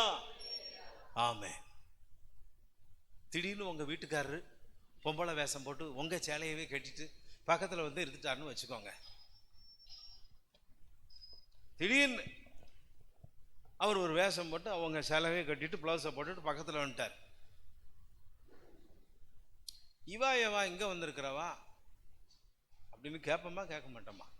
ஐயா, அடையாளம் மாறி போச்சுனாலே என்ன சந்தேகம் வந்துடும்ல? சொல்லுங்க. அடையாளம் உங்க வீட்டுக்காரர் தான், திடீர்னு உங்க ட்ரெஸ் போட்டு. ஆனா பழைய ஏற்பாட்டின் பைபிள் பிரகாரம் ஆணுடைய உடைய பெண்ணு போடக்கூடாது, பெண்ணுடைய உடைய ஆணு போடக்கூடாது. அப்படித்தானே? எல்லாத்துக்கும் விதிமுறைகள் உண்டு. ஆனாலும் பைபிள் சொல்லுகிற ஒரே வார்த்தம் சத்தியம். நெருக்கி போடுகிற விஷயம் அநியாயத்தினாலே அடைக்கிறாதீங்க, இதை பிரசித்திப்படுத்துங்க, இதனுடைய வார்த்தையை பிரதிபலிக்க விடுங்க. பைபிள் சொல்லுது, நீயும் உன் பிள்ளையும் குடும்பமும் சமுதாயமும் நீடித்து வாழணும். சத்தமா சொல்லுங்க அந்த வசனத்தை. நீடித்து, அதை படிங்க அந்த வசனத்தை. அவன் லேவியராகிய ஆசாரியனிடத்தில் இருக்கிற நியாயப்பிரமாண நூலை பார்த்து தனக்காக ஒரு பிரதியை எழுதி தன்னிடத்தில் வைத்து கொண்டு தன் ஜீவனுள்ள நாளெல்லாம் அதை வாசிக்க கடவன். இப்படி செய்வதினால் தானும் தன் குமாரரும் இஸ்ரவேலின் நடுவே தங்கள் ராஜ்யத்திலே நீடித்து வாழ்வார்கள். அங்க பாருங்க, எல்லாம் பைபிள் படிக்காங்க பாருங்க, எப்படி அழகா படிக்காங்க பாருங்க. Praise the Lord, hallelujah. Bible படிக்கணும். எத்தனை பேர் பைபிள் படிக்கிறீங்க? இப்போ எது வரைக்கும் வந்திருக்கீங்க? பைபிள் எது வரைக்கும் வந்திருக்கீங்க? பைபிளை விட்டுட்டு வந்துட்டோம்யா. எது வரைக்கும் வந்திருக்கீங்கன்னா நான் என்னத்தை சொல்ல, பைபிள் இருக்கே அது வாட்டில் இருக்கு. ஒரு அம்மா அன்னைக்கு சொல்லுது, அன்னைக்கு ஒரு அம்மா, தகப்பன தகப்பன தகப்பன என்ன ஒரே தகப்பனே தகப்பனே தகப்பனே, நீர் பார்க்கிறே நான் இருக்கிறேன், தகப்பனே ஏன் எனக்கு இதை அனுமதித்தீர், தகப்பனே நீர் எவ்வளவு பெரிய ஆண்டவர். இந்த அம்மா ஒன்று ஒன்றா சொல்லும்போது எனக்கு இவ்வளோ சிரிப்பு அடக்கம் இல்லை. நான் முழு விவரத்தையும் ரெக்கார்ட் பண்ணி சொல்கிறேன் உங்களுக்கு. இன்னைக்கு கொஞ்சம் ரெக்கார்ட் ஆகிக்கிட்டு இருக்கு. ஆகினால நல்லா யோசித்து பாருங்க. கர்த்தர் நல்லவர், அவர் கிருபை என்றும் உள்ளது. அல்லேலூயா. ஏசப்பா எத்தனை பேருக்கு நல்லவராக இருக்கிறாரு? ஆமென், ஆமென். எத்தனை பேர் நல்லவராக இருக்கிறாரு ஏசாமி? ஆமென். எத்தனை பேருக்கு நல்ல சாப்பாடு கொடுக்குறாரு? நல்ல ட்ரெஸ் எத்தனை பேருக்கு கொடுக்குறாரு? ஆமென். நல்ல வட்டிக்கு விட்டதெல்லாம் எப்படி வருமானம் வருதா? ஆமென், காணும். ஆமென். சந்தோஷமா இருக்கீங்களா? அல்லேலூயா. ஆமென். நல்லா தூங்குறீங்களா எல்லாரும் வீட்டில்? அது நல்லாவே செய்கிறோம்யா, நல்லாவே செய்கிறோம். இந்த ஆசீர்வாதம் தான் எங்களுக்கு குறைவில்லாமல் இருக்கு. இந்த ஆசீர்வாதம் தான். பைபிளே சொல்லுதில்ல, நீதிமான் தமக்கு பிரியமானவனுக்கு கர்த்தர். நம்ம எல்லாரும் நினைக்கும் தமக்கு பிரியமானவன் நித்திரையா தூங்குவான், அதுக்குன்னு கொட்டாயை போட்டுக்கிட்டு கொட்டாயை வடிச்சுக்கிட்டு 10 மணி வரைக்கும் தூங்க மாட்டான். இங்க பாருங்க, எல்லாத்துக்கும் விஷயம் இருக்கு. நீதிமொழிகள் 31 நீங்க படிச்சீங்கன்னா கண்டிப்பா சொல்றேன், நீங்க எல்லாம் ஒரு பெரிய கப்பல். பைபிளே ஒரு கேள்வி கேக்கு, புத்தியுள்ள ஸ்திரியை, புத்தியுள்ள ஸ்திரி தன் வீட்டை, புத்தி இல்லாத ஸ்திரி தன் வீட்டை தொலைச்சிருவா, கொன்றுவா, அந்த வீட்டை நசிக்கிருவா, பிழிஞ்சிருவா. புத்தி இல்லாதவா. புத்தி இருக்கிறவா என்னென்ன செய்வா தெரியுமா? அவ பைபிள்ல அவரை குறித்து ஒன்று சொல்லுது, அவன் நேரப்பட வேலையிலே. இவளுக்கெல்லாம் சொல்லுங்க புத்தி உள்ளவள். சொல்லுங்க, இவன் யாரு? இங்க பாருங்க அந்த வசனத்தை எடுங்க. 31 எழுந்து, நீதிமொழிகள் 31 அதிகாரம்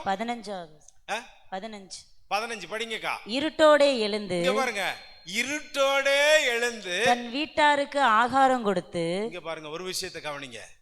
ஒரு முறை மணி டைம் காலையில் 5 மணி பிரேயருக்கு அந்த சிஸ்டருக்கு பாருங்க, சலமி சிஸ்டர் 4:30 இன்னும் இவர் சபையை திறக்கல அப்படின்ட்டு வந்துட்டாங்க போல. பாஸ்டர் என்ன பண்ணிட்டு காலையில 4-5 மணிக்கு இப்படி வந்துச்சு. இது வாசப்படியில் உட்காந்து முக்காடு போட்டு ஜோம். இது 4:30 இங்க வந்துட்டு ஏறெடுத்து பார்த்தது பழையபடி ஹார்ட் அட்டாக் வந்திருக்கும். என்னடா கருப்பு உருவம் அப்படி பாதல உட்கார்ந்து இருக்க அப்படின்னு. அதுதாயா தாவீதை போல அந்த சகோதரி. பிற ரூத்து சிஸ்டர் 4:30 வந்து டைம் இல்லாம அலாரம் மாத்தி அடிச்சிருச்சு. 4:30 இங்க வந்து யாக்கா யாக்கா எத்தனை மணிக்கு? 4:30. அது மாத்திரையை பாட்டு ஆன்னு கிடக்கு. 5 மணி ஆயிடுச்சோன்னா அது படபடன்னு எந்திரிச்சு. அதாவது வாஞ்ச உள்ளவன் அதிகாலையில் எந்திரிச்சு கர்த்தரை தேட ஆரம்பிச்சிருவான். இல்லையா சொல்லுங்க. இந்த புத்தி உள்ளவனுக்கும் புத்தி இல்லாத ஆளுக்கும் பைபிள் சொல்லுது 31ஆம் அதிகாரத்துல, இருட்டோடே எத்தனாவது வசனம்? எத்தனை மணிக்கு எந்திப்பாங்களாம்? இருட்டோடே எந்திரிச்சு தன் வீட்டாருக்கு ஆகாரம் கொடுத்து, ஏட்டாருக்கு ஆகாரம் கொடுத்து காலையிலேயே வேலையெல்லாம் செஞ்சு, அதான் எந்திரிங்கத்தான், இவ்வளவு நேரம் தான் தூங்குவீங்கத்தான். ஆமத்தான். சொல்லுங்க. தன் வேலைக்காரிகளுக்கு படி அளக்கிறார். வேலைக்காரிக்கெல்லாம் படி அளக்கலாம். இவன் மல்லாக்க தூங்கிட்டு இருக்கா 10 மணி வரைக்கும். எத்தனை இவா பேர்? என்ன பேரு? ஏன் புத்தி உள்ள ஆளு புத்தி இல்லாத ஆளு? அவ்வளவுதான். என்ன ஆளு? புத்தி உள்ளவா. புத்தி இல்லாதவா என்ன செஞ்சிருவா? தான் வீட்டை ஒவ்வொரு நாளும் சுத்தியில வச்சு அடிக்கான்னு அர்த்தம். கடப்பாறையை வச்சு குத்துறான், சோழி எதிர்றது. புத்தி உள்ளவா அடையாளமே தெரியுது பாருங்க. காலையிலேயே நேரப்பட வேலையில எந்திரிச்சு என்ன செய்யறா? தன் வீட்டாருக்கு ஆகாரம் கொடுத்து. ஆகாரம். காலையில முதல் ஆகாரம் என்னது? முதல் ஆகாரம் இங்க பரிசுத்தம் இருக்கட்டுங்க, மிஞ்சின நீதிமானா இருக்கட்டும். காலையில என்ன குடிப்பீங்க? இந்தாங்க தாண்டி மகனே மகளே டீ. எத்தனை பேர் இப்படி டீ கொடுத்த புத்திசாலிகள்? கை தூக்கி ஒரு அல்லையா சொல்லுங்க பாப்போம். கை சில பேருக்கு ஆடுது, சில பேருக்கு இதெல்லாம் இந்த கையெல்லாம் எதுக்கியா தூக்கிட்டு. சிலவருக்கு கை வரல, காலும் வரல. 10 மணிக்கு மணி எத்தனைங்க? ஏங்க மணி எத்தனை? மணி எத்தனை? ஐயோ கேவலப்பட்ட பழப்பிய.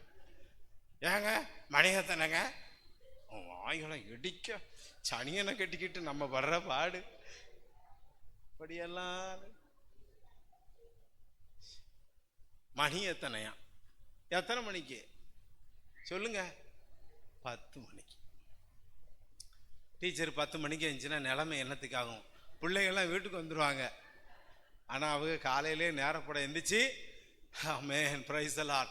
அதை நான் சொல்லலைன்னா அடுத்து சபைக்கு வரமாட்டாங்க.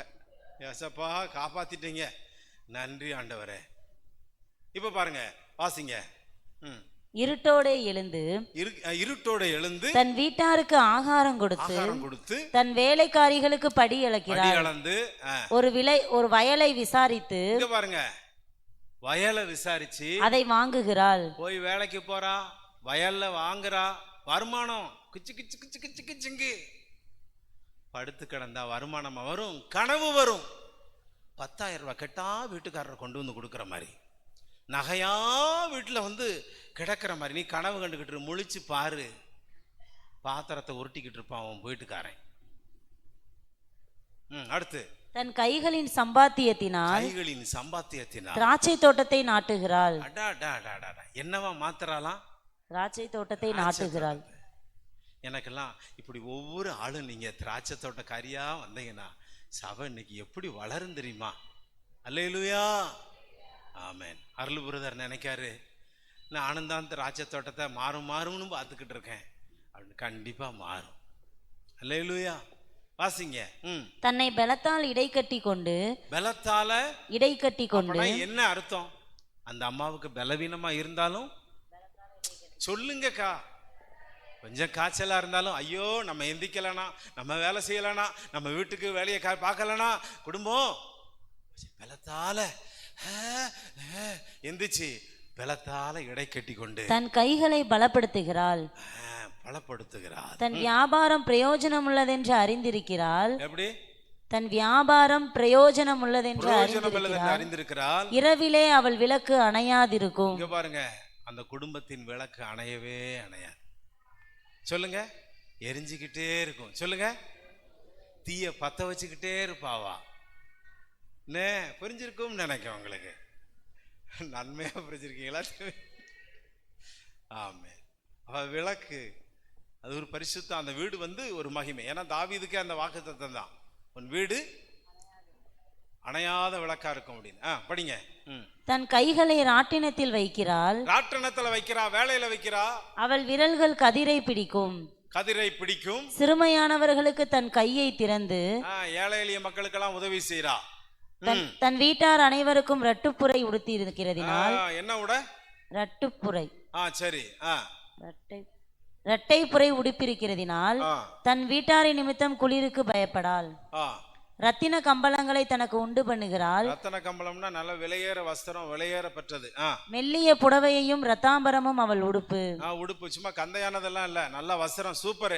பாத்தீங்கன்னா லேட்டஸ்ட் ஆடி தள்ளுபடி இல்ல, ஆளு தள்ளுபடி ஆகாமலே உள்ள ரேஞ்சு கிச்சனு கம்மனு. அவள் புருஷன் தேசத்து மூப்பர்களோட, புருஷன் தேசத்தின் மூப்பரோட நியாயஸ்தலங்களில் உட்கார்ந்து இருக்கையில் பெரிய ஆளா இருக்கிறான், பேர் பெற்றவனா இருக்கிறான். பேர் பெற்றவனா இருக்கான். அதுக்கு காரணமே யாருதான்? இந்த அம்மா தான். யாரு சார்? புத்தியுள்ள ஸ்திரீ. உன் புருஷன் கூட, அவன் உயர்வுக்கு கூட யார் தான் காரணம்? இப்படி எல்லாம் இப்போ எல்லாம் ஆண்கள்லாம் என்ன நினைப்பா? நல்லா சொல்லுங்க, நல்லா சொல்லுங்க, நல்லா சொல்லுங்க அப்படிம்பா. அவங்க நல்லா இருக்க போய் தான் நீர் நல்லா வாழ்றீரு. அல்லேலூயா, ஆமென் சொல்லுங்க. அல்லேலூயா. அடுத்து மெல்லிய புடவைகளை உண்டு பண்ணி விற்கிறாள். கச்சைகளை வர்த்தகரிடத்தில் ஒப்புவிக்கிறாள். விற்கிறா. போய் எல்லாம் வியாபாரம் பண்றா, சேல்ஸ் பண்றா, நிறைய பிசினஸ் பண்றா. அவள் உடை பலமும் அலங்காரமுமா இருக்கிறது. பார்க்கவே ஜம்முன்னு இருக்கு. வருங்காலத்தை பற்றியும் மகிழுகிறாள். இங்க பாருங்க, வருங்காலத்தை பற்றியும் மகிழுகிறாள். என்ன செய்யறா? மகிழுகிறாள், மகிழ்ச்சி அடைகிறா. வருங்காலத்தை பத்தி எத்தனை பேருக்கு வருங்காலத்தை பத்தி மகிழ்ச்சி இருக்கு உங்க வீட்டுல? ஐயோ பையலுக்கு கல்யாணம் முடிக்கணுமே, நான் எங்க போய் பொண்ணை பார்க்க, நான் என்ன பார்க்க, எவ்வளவுதான் இருக்கு, ஒண்ணுமே செய்யலையே, நான் கடை வாங்கி முடிக்கணுமே. அப்படியே வருங்காலத்தை பற்றி.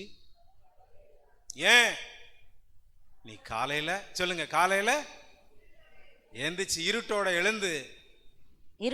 எழுந்துடணும். தன் வீட்டிற்கு ஆகாரம் கொடுத்து முதல்ல அதை செய்யுங்க. ஃபர்ஸ்ட் எழுந்துருங்க, அவ்வளவுதான். எழுந்துருங்க. நான்லாம் மேடத்தை பெல்ட்டை வச்சு புழிஞ்சிருவேன். ஒட்டு படுத்திருக்கோம், பெல்ட் எடுப்பேன். எத்தனை மணிக்கு காலேஜ், எத்தனை மணிக்குன்னு சொல்லிட்டு ஒய்ஃப் இல்லைங்க, பிள்ளைய சொல்றேன். பெல்ட் எடுத்து புளிச்சு நடுப்பேன். ஒற்றை அடி சாட்டைய அப்படின்னு. சரி, அடுத்து வாசிங்க. தன் வாயை ஞானம் விளங்க திறக்கிறாள். ஞானம் எதுக்கு திறக்கிறா? ஞானம் விளங்க திறக்கிறாள். ஞானம் விளங்க திறக்கிறாள். தயையுள்ள போதகம் அவள் நாவின் மேல் இருக்கிறது. நாவில் இருக்கிறது. அவள் சோம்பலின் அப்பத்தை புசியாமல். இங்க பாருங்க, இதுலயே புரிஞ்சுக்கிறணும். பழைய கஞ்சி எல்லாம் வீட்டுல கிடையாது, பழைய குழம்பு கிடையாது. சோம்பலின் அப்பத்தை புசியாமல். நம்ம ஆளு ஃப்ரிட்ஜில் சோம்பலா இருந்துறதெல்லாம் ஃப்ரிட்ஜுக்குள்ளாங்க நல்லா இருக்கும். புளிச்ச மாவுல இருந்து அங்கே சில வெண்டைக்காயில இருந்தெல்லாம் பார்த்தோம்னா அது வெண்டைக்காயா அப்படி என்னன்னே தெரியாது, அது ஒரு சைஸில் இருக்கும். அதெல்லாம் அவெல்லாம் சோம்பேறி கிடையாது.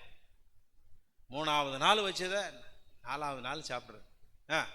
அவள் சோம்பலின் அப்பத்தை புசியாமல் தன் வீட்டு காரியம் எப்படி நடக்கிறது என்று கண்ணோக்கமாய் இருக்கிறாள். எப்படி இருக்கிறாளாம்? கண்ணோக்கமாய் இருக்கிறாள். அவளுடைய மைண்டே கண்ணோக்கமாய் இருக்கிறாள். அவள் பிள்ளைகள் எழும்பி அவளை பாக்கியவதி என்கிறார்கள். அவள் புருஷனும் அவளை பார்த்து, அநேகம் பெண்கள் குணசாலிகளா இருந்ததுண்டு, நீயோ அவர்கள் எல்லாவற்றிற்கும் மேற்பட்டவள் என்று அவளை புகழுகிறான். அல்லேலூயா, ஆமென். ரூத் சிஸ்டர், நிறைய புகழ்ச்சிகளுக்கு காரணராக இருக்கிறீர்களா? இன்னும் யாரும் ஏன் கேட்டா, யார் நிலைமை யாருக்கு சொல்ல நானு அப்படின்றாங்க. பாருங்களேன், புருஷனும் புகழ்றான், பிள்ளைகளும் புகழுது, வேலைக்காரனையும் புகழ்றான், எல்லாம் புகழ்றாங்க. ஆனா நம்ம எல்லாம் எப்படி இருக்கோம் கொஞ்சம் யோசித்து பாருங்க. இதுக்கு முதல் என்னது? ஃபர்ஸ்ட் சொல்லுங்க பாப்போம், சொல்லுங்க. நேரப்பட வேலையில இதுக்கு காரணமே என்னதான்? நேரப்படையில எழுந்து உன் முகத்தை கர்த்தருடைய முகத்துல பிரகாசிக்க வச்சு அவர் கொடுக்குற பலத்தில் நீ ஆக்டிவா இருந்தீன்னா எல்லாம் சக்சஸ் தான். நீ கேட்கறதெல்லாம் கிடைக்கும். நீ சக்சஸ் பண்ண வாழ்க்கையில் நிறைய சக்சஸ் நடக்கும். வருத்தத்தின் அப்பமே இல்லைங்க, புது சாப்பாடு தான். சுட சுட தோசை, சுட சுட இட்லி.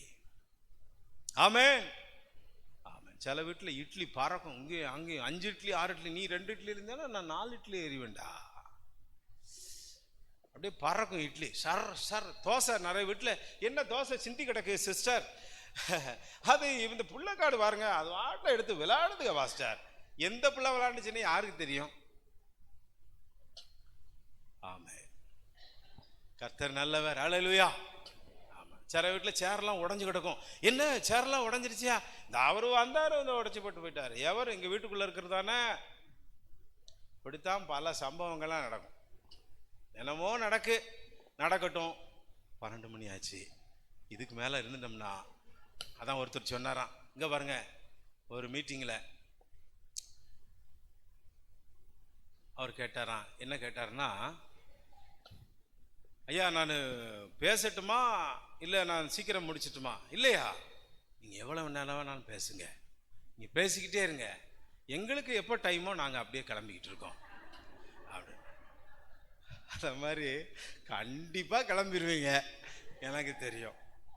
நீர் பேசுமியா, நீர் பேச பிறந்தவரியா, நீர் பேசிக்கிட்டுரும், எங்களுக்கு டைம் ஆச்சு, நாங்கள் கிளம்பிடுறோம். ஏன்னா பசுக்காரன் வந்து நிற்க மாட்டான் எனக்கு. ஆமாம், கண்டிப்பாக. இப்போ சொல்லுங்க, கர்த்தர் நல்லவர். அல்லேலூயா. நம்ம வாழ்க்கையில் சத்தியத்தை அடக்கி வைக்காதீங்க, சத்தியத்தை பெருகச்சுங்க. அநியாயத்தினால அடக்கி வைக்காதீங்க. சத்தியம் பெருகட்டும், வளரட்டும். இந்த சத்தியம் பிரதிபலம் ஆக ஆக ஆக உன் வாழ்க்கையும் குடும்பமும் ஊழியமும் சபைகளும் நம்ம ஊழியங்களை பெருகிக்கிட்டே போகும். அல்லேலூயா. சொல்லுங்க. நாளையிலிருந்து காலையில் எத்தனை பேர் எந்திப்பீங்க? அல்லேலூயா சொல்லுங்க. கை தூக்கி சொல்லுங்க. காலையில் நாளையிலிருந்து எந்திரிச்சிருவேன் ஆண்டவரே.